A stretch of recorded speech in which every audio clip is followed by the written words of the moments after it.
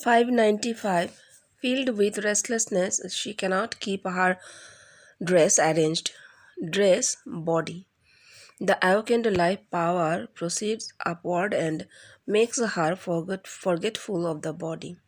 Radha is a lady, and a lady is to keep her body well covered. But Radha fails here. That is, she has become forgetful of her body. It is so with a yogi. He forgets his physical state. Thakur sometimes in high mood used to go naked. Radha এত ব্যাকুলতা filled with restlessness, ব্যাকুলতায় তার অঙ্গের কাপড় ঠিক থাকছে না, এত সে ব্যাকুল। জীবন কৃষ্ণের অর্থ দিচ্ছেন, এটা তো এমনি বললে একটা জাগতিক শোনাবে। একজন নারী তার গায়ে কাপড় নেই, রাখতে পারছে না ঠিক করে। জীবন কৃষ্ণ বলছেন এইখানে যে কাপড়ের কথা হচ্ছে তা হলো দেহ।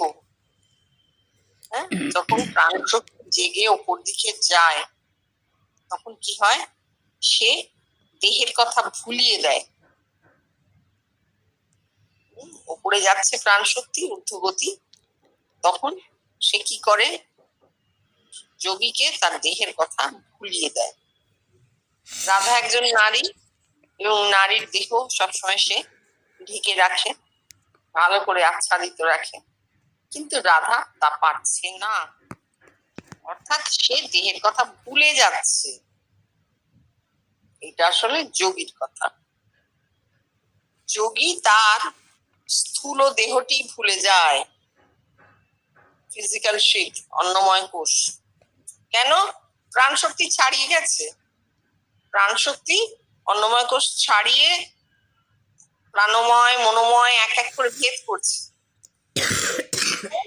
আর মনে নেই। এইরকম ঠাকুরে আমরা দেখতে পাই যে ঠাকুর মাঝে মাঝে একদম উলঙ্গ হয়ে ঘুরতেন, খুব উঁচুতে মন উঠেছে, সেই উঁচুতে মন উঠেছে ভাবাবস্থায় ঠাকুরের বগলে কাপড়ের পুঁটলি একদম উলঙ্গ হয়ে গেছে, আমরা দেখতে পেতাম। তারপর 500 596. Her jewels have fallen off. She trembles every now and then. The proper reading should be: she is in a sitting posture and shudders every now and then. Her ornaments from the body fall off. Shudders. Sometimes life power becomes more powerful and brings about shuddering. Yes, trembling is also an insignia of a yogic vibhuti, expression over the body.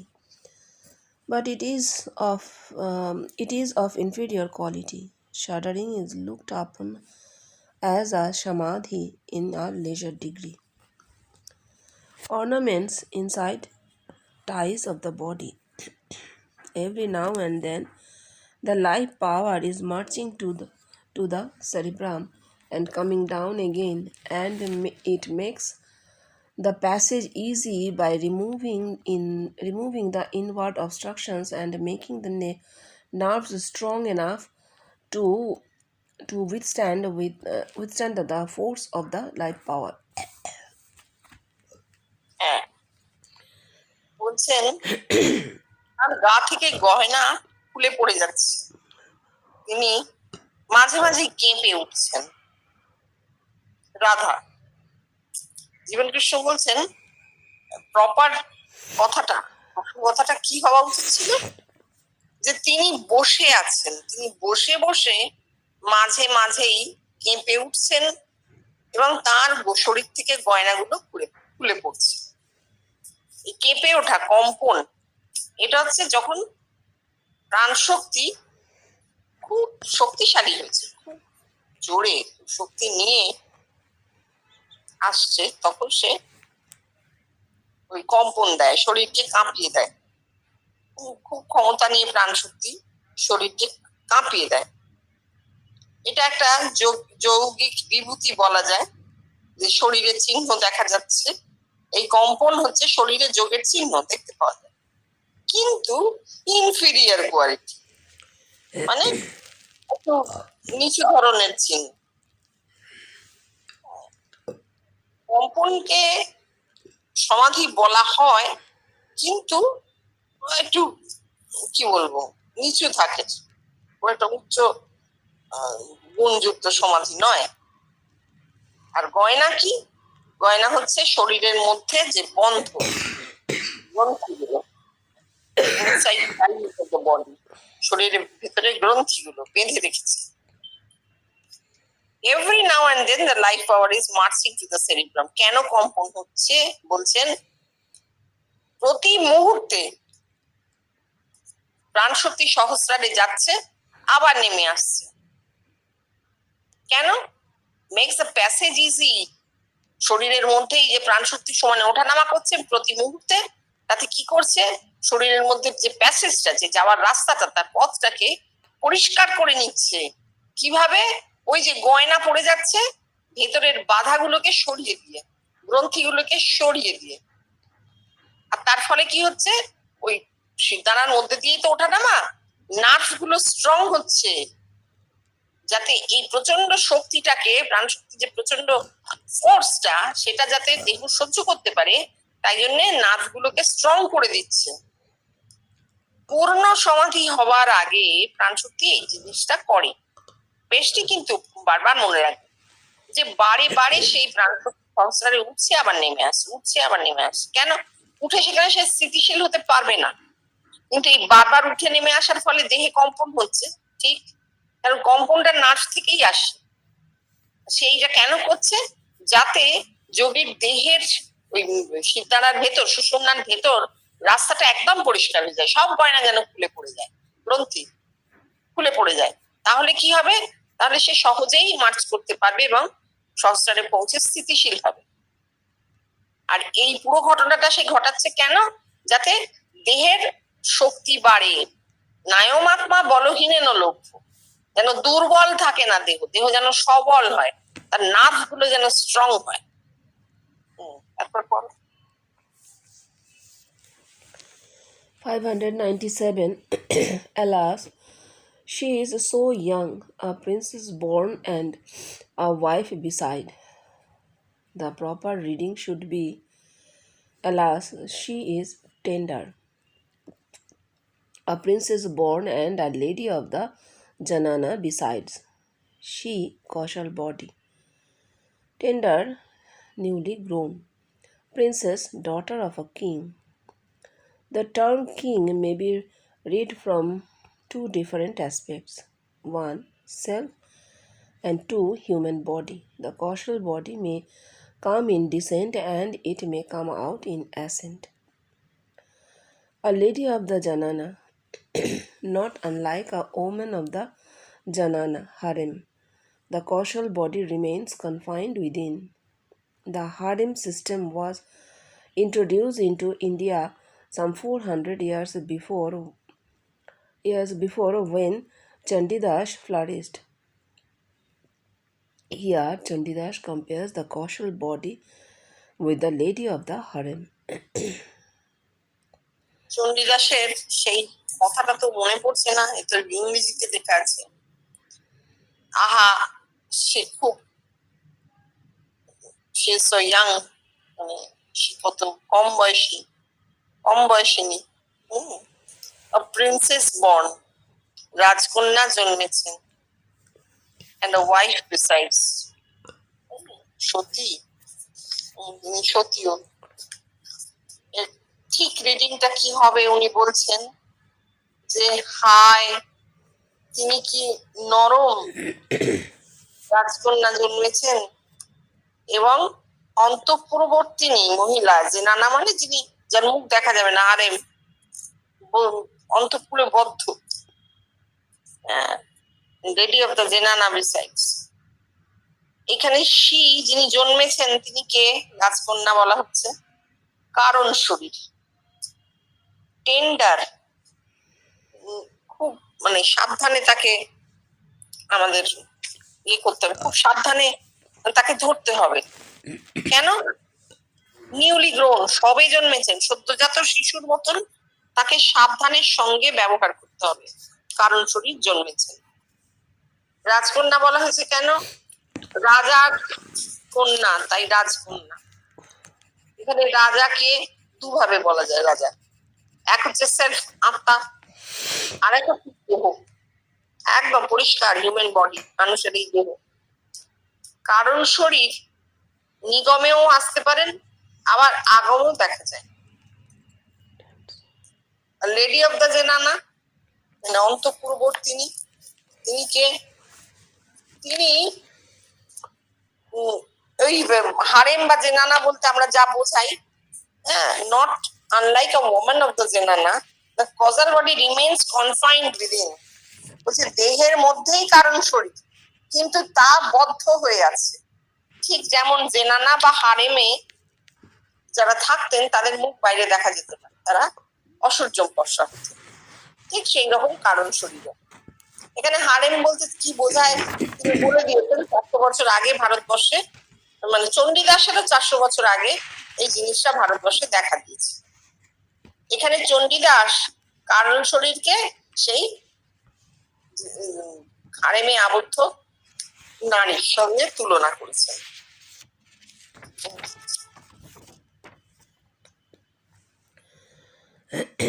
598. What is it that she craves? We do not understand her mind. The proper reading should be: what is her design? What tempts her? What makes her to do the pretensions? Design? No design at all. It is the nature of life power when awakened to express his yogic vibhuti. Tempts her. The nature of the causal body is to get transformed into God. It is an urge and not temptation. Pretension? No pretension at all. It is a layman's ignorant remark. Chandidas, the poet and aspirant both, points out all this yogic vibhuti in a light tone of zeal, looking upon himself as a comrade of Radha. হ্যাঁ, বলছেন সে কেন আকুল হয়েছে, সেজন্য সে এত আকুল, আমরা তার মন জানি না। চণ্ডীদাস বলছেন, জীবকৃষ্ণ বলছেন সঠিক কথাটা কি হওয়া উচিত? What is our design? Design বলতে জীবনকৃষ্ণ যে কি বলছেন বোঝা কঠিন। মানে সে কেমন, আগে জানতে হবে সে কেমন, কিসে সে আকুল হয়, কেন তার এত প্রিটেনশন, এত রকমের কি বলবো, এত রকমের প্রদর্শন বাইরে, তার বাইরের শরীরে নেমে আসছে তো বাহ্যিক শরীরে, তাই বলছেন প্রিটেনশন। এত কিছু কেন বাহ্যিক শরীরে দেখা যাচ্ছে?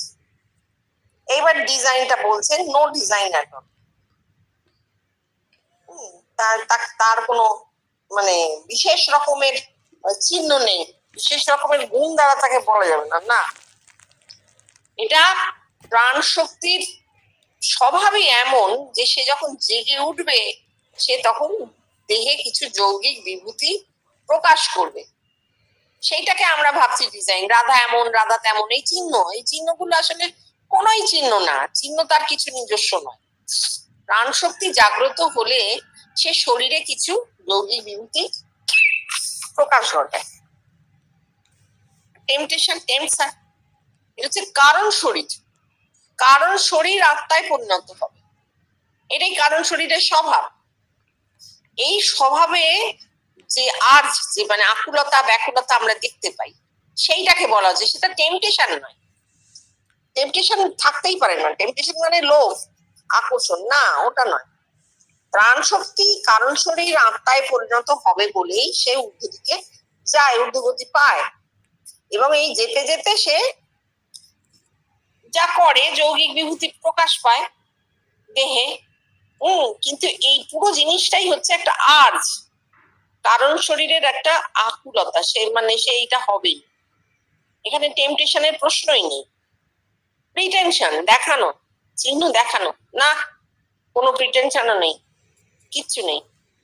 এটা একজন অজ্ঞ লোকের রিমার্ক বলছেন, যার কোনো জ্ঞান নেই, গোলা লোকে এমন কথা বলবে। চণ্ডীদাস কবি এবং সাধক দুই, তিনি বলছেন এই সমস্ত কথাগুলো হচ্ছে যৌগিক বিভূতি, কিন্তু তিনি একটা মজার ছলে কথাটা বলেছেন, হাস্য রসের মধ্যে দিয়ে পরিবেশন করেছেন। কেন? তার কারণ তিনি নিজেকে রাধার সখী মনে করতেন, তাই জন্য। এই কথাগুলো আমরা কখনো পাইনি। 599. But we can guess her hand is reaching out to catch the moon. Better to read her movements, the yogic vibhutis manifested in and over her body reveal that she has stretched out her hand for the moon. An aspirant through the urge of the awakened life power getting transformed into divinity, and this is so described here. Moon denotes bhakti. An aspirant sees the moon in the Chetan Samadhi, the Samadhi attained by a bhakta.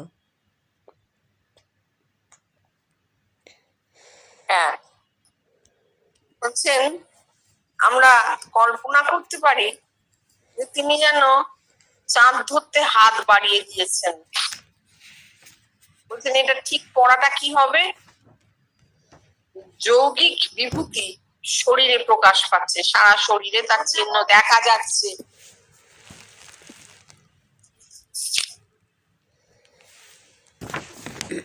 সারা শরীরে দেখা যাচ্ছে যৌগিক বিভূতি, এবং তিনি বলছেন যে তাতে কি হচ্ছে, has stretched out her hand for the moon, যেন চাঁদ ধরতে যাচ্ছেন, হাত পড়িয়ে দিয়ে, হাত বাড়িয়ে যেন চাঁদ ধরতে যাচ্ছেন। আসলে কি হচ্ছে, সারা শরীরে যৌগিক বিভূতি প্রকাশ পাচ্ছে। এখানে সাধক through the urge of the awakened life power, ওই যে প্রাণ শক্তি জেগেছে, তার যে ব্যাকুলতা দেহে, সেই ব্যাকুলতা থেকে ডিভিনিটি মানে আত্মায় পরিবর্তিত হতে চলেছেন, সেইটাই বলা হচ্ছে। আত্মায় পরিবর্তিত হচ্ছেন, আত্মায় মিলিত হতে চলেছেন, সেইটাই এখানে বলা হচ্ছে। চাঁদ হচ্ছে ভক্তির প্রতীক। সাধক যদি চাঁদ দেখেন তাহলে তাকে বলে চেতন সমাধি। ভক্তর যে সমাধি হয় তাকে বলা হয় চেতন সমাধি। ষষ্ঠ ভূমিতে ইষ্ট দর্শন চেতন সমাধি, বা গলা থেকে না, ওনার সমাধি, ওটা কণ্ঠ পর্যন্ত, মাথা থেকে কণ্ঠ পর্যন্ত নেমে আসছে চেতন সমাধি। রূপ দেখা হচ্ছে, রূপ দেখা হয় চেতন সমাধি। 600. Humbly says Chandidas, Radha has fallen into Krishna's trap. Radha, causal body. Krishna, Shaguna Brahma. The causal body urges on its march to be transformed into Shagun Brahma. Chandidas ওই মানে কি বলে, কি বলবো ওটাকে, Humbly says, বিনীতভাবে যে বলা, হ্যাঁ বিনীত যে, হ্যাঁ বিনীতভাবে বলছে যে রাধা ওই যে ঠেকেছে কালিয়া ফাঁদে, হ্যাঁ, রাধা কালিয়ার ফাঁদে পড়েছে, কৃষ্ণের ফাঁদে পড়েছে। রাধা এখানে দেহ নয়, রাধা এখানে কারণ শরীর, কৃষ্ণ সগুণ ব্রহ্ম। কারণ শরীর সগুণ ব্রহ্মে রূপান্তরিত হয়ে গেছে। রাধা আর রাধা নেই, কৃষ্ণ হয়ে গেছে।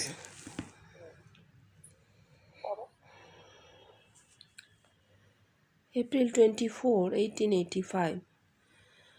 The yogic form of of a Kirtan of Uddhav Das. 601. Who is the sorcerer that dwells in the Kadamba Grove? It's reading in the original line. How does the sound come? Who is the man that dwells in the Kadamba Grove? Sound in the sweet musical note of the string instrument, the life power or kundalini awaken in some humble bodies. The sound is heard. Here Radha hears the note, gets her life power awakened suddenly in her, startles and makes inquiry of the musicians. The moon, the man, the invisible and awakened God within, God in the body gives her grace and life power awakened in a devotee. Kadamba Grove, this human body. It God's grace alone which awakened Kundalini in a man, and Radha has got her Kundalini awakened with the sweet notes of the music. Hmm 24 April 1885 Uddhab দাসের কীর্তনের যৌগিক অর্থ বলা হবে। Who is the sorcerer that dwells in the kadamba grove? কদম্বতলে কোন সে জাদুকর দাঁড়িয়ে আছে? It's reading in the original line. কি বলা হয়েছিল? কেমন করে শব্দ এলো? কে সেই মানুষ যে কদম গাছের তলায় আছে? রাধা তো প্রথমে শব্দ শুনেছিলেন, শব্দ শুনেছেন। রাধা হচ্ছে কারণ শরীর, বা রাধা যার দেহে যোগের সূত্রপাত ঘটেছে, তিনি প্রথমে শব্দ শুনেছেন। কদমতলা থেকে শব্দ আসে। কদমতলায় কে এসে দাঁড়িয়ে আছে? প্রথমে শব্দ এসেছে। শব্দ কি? শব্দ হচ্ছে সুর। তার যন্ত্রে যে সুর বাজে, ঠিক সেই রকম সুরে কুণ্ডলিনী শরীরে জাগে, সুরে জাগে, আর সেই সুর শুনতে পাওয়া যায়। এখানে রাধা সুর শুনতে পাচ্ছেন, অর্থাৎ তার প্রাণশক্তি জেগেছে, হঠাৎ তাকে চমকিত করে দিচ্ছে, চমকে যাচ্ছে, শব্দে সে চমকে উঠছে। কেন? কারণ এই শব্দ সে আগে শোনেনি, আর সে তাই ভাবছে কেউ বাজাচ্ছে। শরীরের মধ্যে শুনলেও তো কেউ বাজাচ্ছে, সে তো করছে না। তাই সে সেই শব্দের উৎস খুঁজছে, কোন সে মানুষ যে এই শব্দ সুর করছে, সুরে আমাকে ডাকছে, বাঁশির সুর। দ্য ম্যান, মানুষটা কে? Invisible and unknown God within, শরীরের মধ্যে যে নির্গুণ ঈশ্বর, তিনি সেই মানুষ, যিনি বাঁশি বাজাচ্ছেন। শরীরের মধ্যে থেকে ঈশ্বর তার কৃপায় প্রাণ শক্তিকে জাগ্রত করেন, একজন ভক্তের দেহে অবশ্যই জাগ্রত করেন। কদমতলা কি? এই মানুষের দেহ। It is God's grace alone which awakens Kundalini in a man, and Radha has got her Kundalini awakened with the sweet notes of the music. একমাত্র ঈশ্বরের কৃপাতেই কোনো মানুষের দেহেতে কুণ্ডলিনী জাগতে পারে। রাধা সেই কৃপা পেয়েছেন। আবার বলছি, রাধাকে যিনি কৃপা পেয়েছেন এমন সাধক, এমন মানুষ, তার মধ্যে বাঁশির সুরে, আমরা তো জানি বাঁশির সুর, বাঁশিটা উল্লেখ করব, এখানে লেখা না থাকুক আমাদের বাঁশিটা বলতে হবে, কেননা বাঁশি শিরদাঁড়ার মতনই দেখতে, তার যেমন 7টা ফোকর আছে, শিরদাঁড়ার 7টা ভূমি, সেই বাঁশির সুরে শিরদাঁড়ার প্রত্যেকটা ভূমিকে ছুঁয়ে ছুঁয়ে কুণ্ডলিনী ওপরে উঠছেন, সুর শুনতে পাওয়া যাচ্ছে, সাধক সেই সুর শুনতে পাচ্ছে।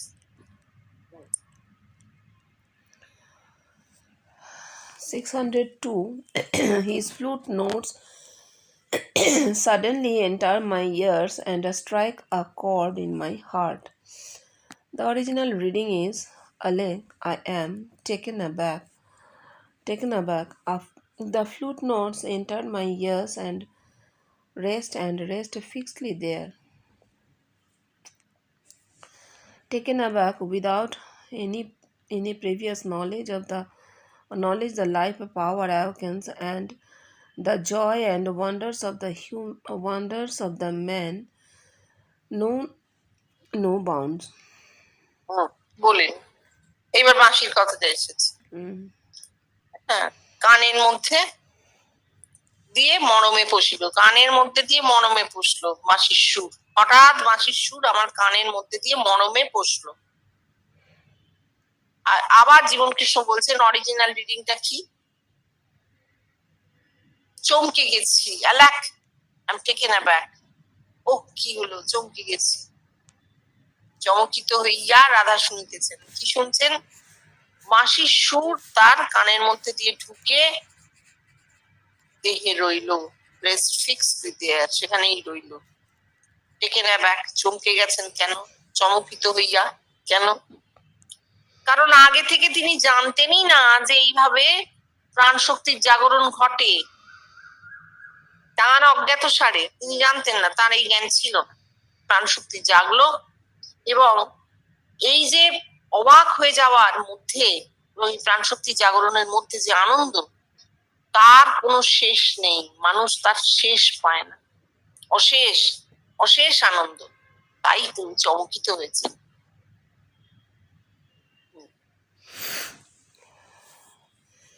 Enters my ear, the sweet notes are heard.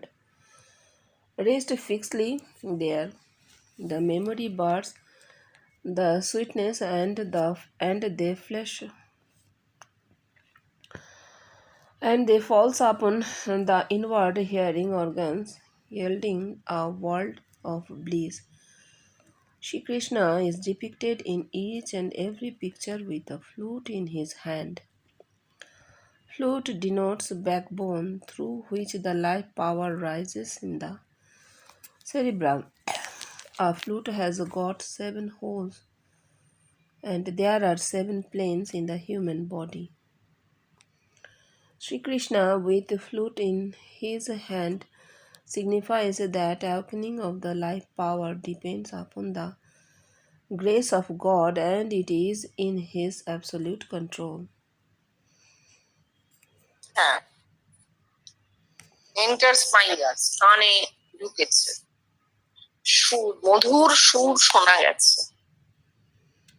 এবার সেখানেই রয়ে গেছে কথাটার অর্থ, স্মৃতি সেই মাধুর্যকে বয়ে নিয়ে যাচ্ছে এবং they flash upon the inward hearing organs. অদ্ভুত, এ তো জগৎ থেকে উঠছে না, দেহের মধ্যেই সুর উঠছে, স্মৃতিতে তার রয়েছে, সেই মধুর ধ্বনি স্মৃতিতে রয়েছে এবং মাঝে মাঝেই তা জেগে উঠছে।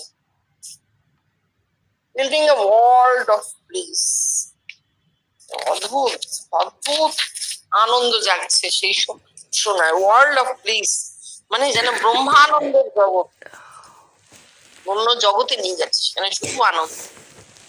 Shrikrishna is depicted in each and every picture with a flute in his hand. আমরা যত ছবি দেখি কৃষ্ণের, সব ছবিতে কৃষ্ণের হাতে একটি বাঁশি আছে। বাঁশি বলছে আমাদের মেরুদণ্ডটি, যেখান থেকে প্রাণ শক্তি জাগ্রত হয়ে সহস্রারে যায়। এগুলো আগে বলা হয়ে গেছে, সেই কথাগুলো পড়ে আছে আবার, যে বাঁশিতে 7টা ফোকর থাকে। ঠিক যেমন আমাদের মানব শরীরে 7টি ভূমি থাকে। শ্রীকৃষ্ণ কি করছেন, হাতে বাঁশিটি নিয়েছেন, যে এটা বোঝানো হচ্ছে যে প্রাণ শক্তি জাগ্রত হয় ভগবানের কৃপায়। তার হাতে বাঁশি, তার হাতেই কন্ট্রোল, তিনি কন্ট্রোল করবেন। তার ইচ্ছে হলে, তার কৃপা হলে বাঁশি বাজবে, প্রাণ শক্তি ঊর্ধ্বমুখী হবে। Absolute control. তার কৃপা ব্যতীত কিছুই হবার নয়। তার কৃপা হলে প্রাণ শক্তি জাগবে এবং ওই বাঁশি প্রত্যেকটা ভূমি পেরিয়ে সে সহস্রারে পৌঁছবে।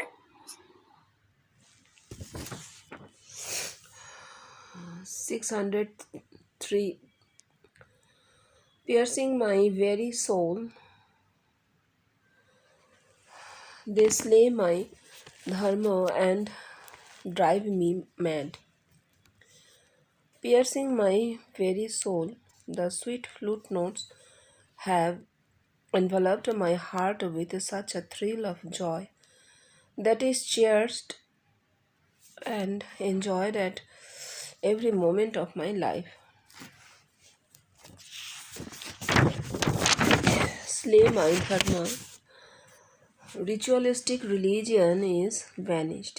Yes, when a man gets his life power awakened in him, all ritualism vanishes. Drive me mad. Yes, just like a moth at sitting of a light in the darkness of night. The life power will keep him in a restless condition till godhood is attained.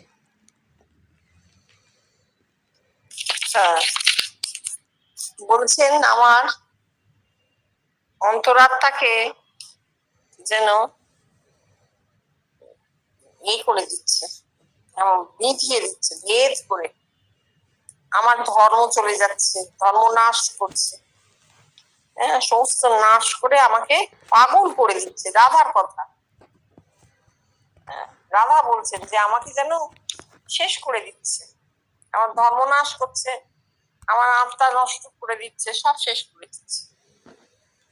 বলছেন Jiban Krishna, piercing my very soul, আমার অন্তরাত্মাকে ভেদ করে। কি হচ্ছে? এই যে মধুর সুর, বাঁশির মধুর সুর কি করছে? আমার হৃদয়কে জড়িয়ে নিচ্ছে, একটা অদ্ভুত আনন্দ দিচ্ছে, থ্রিল অফ জয়, একটা অদ্ভুত, মানে কি বলবো, উত্তেজক আনন্দ। It is cherished and enjoyed at every moment of my life. আমি সারা জীবন ধরে এই অদ্ভুত আনন্দ পাচ্ছি এবং উপভোগ করছি। ঠাকুরের অবস্থা, ঠাকুর তো কখনো পঞ্চভূমির তলায় নামতেনই না, সারাক্ষণ দেহে সেই আনন্দ অনুভব করতেন। এত আনন্দ যে অন্য কিছু, যে মিষ্টির পানার কাছে চিটেকুটের পানা আলুনি লাগে, আর অন্য কোনো আনন্দের সেখানে ঠাঁই নেই, এমন আনন্দ পাওয়া গেছে, ব্রহ্মানন্দ ভোগ করছে। এইবার বলছেন স্লে মাই ধর্ম, আমার ধর্ম নাশ হয়েছে।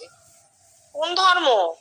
এই যে বিচারাত্মক ধর্ম বাইরে যা আমরা পালন করি আর থাকে না, বাইরের আচার অনুষ্ঠান উবে যায়, ধর্ম শেষ। যখন একজন মানুষের প্রাণ শক্তি জাগে, তার মধ্যে সমস্ত আচার নাশ হয়ে যায়, বাহ্যিক আচার থাকে না। কে করবে বাহ্যিক আচার? সে তো নেই, তাই সে তো পরিবর্তিত হয়ে গেছে। এইটা আমাকে পাগল করে গেছে। ঠিক যেমন মদ অন্ধকার রাতে যদি আলোর উৎস পায়, একটা মদ সেই দিকে ছুটে যায়, সেই রকমই যদি প্রাণ শক্তি জাগ্রত হয়, সেই প্রাণ শক্তি in a restless condition till godhood is attained, তাকে ওই মদ যেমন উড়ে উড়ে বেড়ায়, ছোটাছুটি করে আলোর দিকে যাবার জন্য, ঠিক সেই রকম মানুষের প্রাণ শক্তি জাগ্রত হলে সেও ওই রকম রেস্টলেস হয়ে যায়, চঞ্চল হয়ে যায়, যতক্ষণ না সে ভগবানকে পায়, আলো পায়,